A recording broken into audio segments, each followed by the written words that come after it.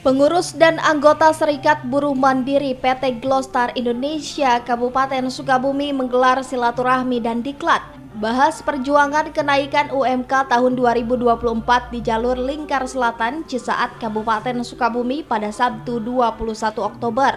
Dalam rapat selain kerja dan silaturahmi, Serikat Buruh tersebut juga menggelar pendidikan dan pelatihan perjuangan upah UMK untuk tahun 2024 yang masing-masing dihadiri oleh pengurus dan perwakilan anggota.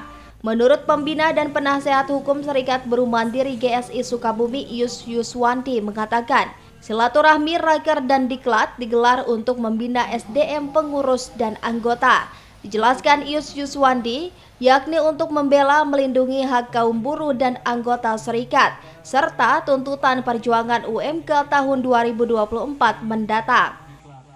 Nanti UMK untuk 2024 sendiri seperti apa?